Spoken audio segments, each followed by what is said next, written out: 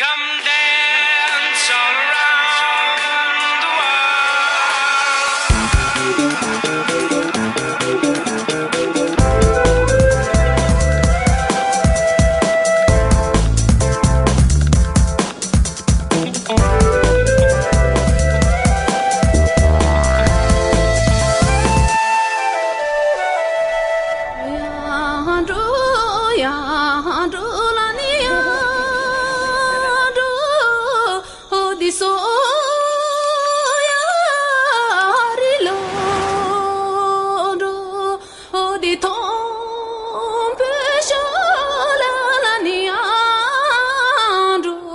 Tibet. It's been called by some Shangri-La, the land of snows, a Buddhist kingdom with the jewel of Mount Everest at its centre. I'm on a journey that'll take me to the top of the world, a mystical place that only opened up to travellers again in the mid-1980s. But I'm starting in Kathmandu, the capital of Nepal. From here, I'll travel overland to the Tibetan border and across the roof of the world to its capital, Lhasa.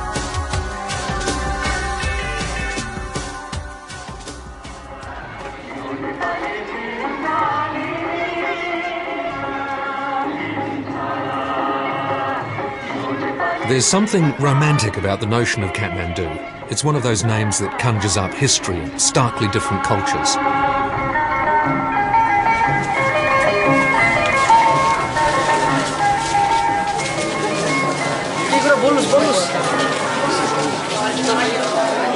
And it would seem I've arrived in the middle of protest weekend, but my trusty jandals and I will dodge the traffic to begin my preparation for Tibet.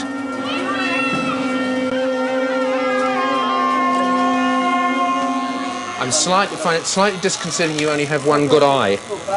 Oh, well, this is the test here, I think. This is as much communication as we've got. This has come out here. For many years I was a foreign correspondent. I've travelled to a lot of countries, not dissimilar to this, to be honest. You know, shavers hanging out the wall and dogs doing questionable things out on the street. My challenge here is that I'll be travelling along the highest mountain pass in the world. I'll be travelling to Everest Base Camp. And although I'm very strong, I have no stamina at all. Let me be honest with you. I haven't exercised for the last 40 years. Are you... Fine. So there's the issue with... Oh, very good. Very good. No, that's excellent. Shall I take my glasses off? No. There's a question with altitude. I'll be travelling in the next couple of weeks through Tibet above 5,000 metres. Now, the problem with that is there's just not enough oxygen. If you're used to it, or if you're fit, that's really not a worry. But I seriously have a concern that I'm not strong enough to do it. In fact, in the next couple of days, I have to provision up for that. So I'll be buying oxygen. That's a worry, isn't it, when you have to buy oxygen for a trip and you're not going underwater? So that, for me, is the biggest challenge. Small everywhere, yeah. Was he going to do something clever? No, tell him I want ease of care. Knowing that your head's clean is just a little pleasure. And I'm an obsessive washer at home. My house is very, very clean. I don't like filth at all. And this little stain on my t-shirt is really preying on my mind.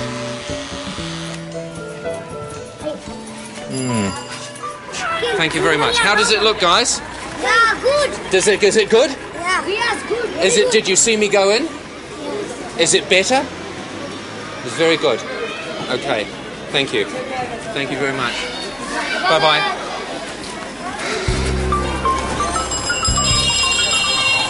So am I ready for Tibet? I'm not too sure about the hair at all, but it's easy care. I don't know if I'm fully prepared, but we'll find out very soon.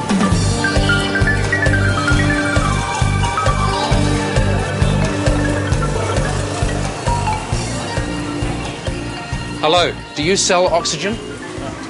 No. Have you heard of that like you can buy oxygen to take? Yes. In that where that window is open? In that building? Okay, lovely. Thank you very much. Thank you.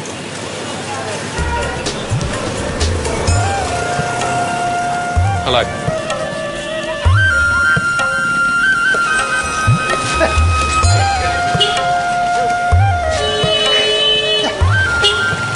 going into Tibet to base camp. Do you have oxygen? Yeah, we do. Yeah. You do? You sell oxygen? Yeah, we sell it. Well, we have two different sizes here. I'll barely be able to carry myself up to base camp, let alone this. And also we do have this one, but this one is too heavy for you. Yes, this one is too heavy this for one- me. Do you have something very small with lots of oxygen in it? No, I'm only joking. I'm only joking. Of course, you'll need oxygen to carry the oxygen. Shall I try it? Yeah. Okay. So, adjust your own mask first. Okay. We have to open this first. Is it going to just all of a sudden... What happens now? Oh, I see here. Oh, yes, no, that's lovely. Yeah. Could we go a bit higher? Oh, look, I think you'll buy several of those. Change of plan. I'm on my way to Tibet now. This is a 6-hour bus trip. What's happened is the Maoists, in an effort to destabilise the country, have called a strike tomorrow. And a strike declared by the Maoists in Nepal means nothing works. There's no transport, there's no services, none of the shops are open. So I've been advised to start my trip early. Now the big problem with that is that tonight was going to be my last decent shower and my last opportunity to sit on a decent toilet. And I'd kind of been relying on that last opportunity. I perhaps didn't sit on a toilet long enough last night, and perhaps I didn't wash myself quite adequately last night, knowing that I was going to have one last... Anyway, I could go on about this forever. Let's just cut to the chase and say the filth begins here. So heading to the Chinese border, and tonight I will stay in what will be pretty squalid digs, I suspect, on the Nepalese side of the Tibetan border. This is so cool. In New Zealand we'd be breaking maybe, I don't know, 75, 80 different rules by doing this. Here all that happens is the locals look over and laugh at the silly white people sitting on top of a bus that's empty underneath. It's a bit hard on the arse. There's these metal ridges here, and if ever you're in this position, the key is to have one cheek either side of a ridge, if you know what I mean. Idiot tourists have on occasion been killed when the power lines have caught them on the back of their neck and chopped their heads off. Another reason to face the front.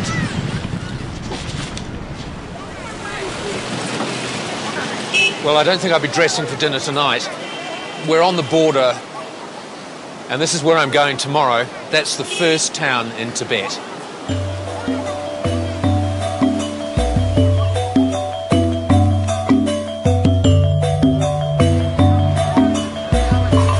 The chances of finding a decent place to stay here tonight, I think, are going to be limited. But this is the romance of travel.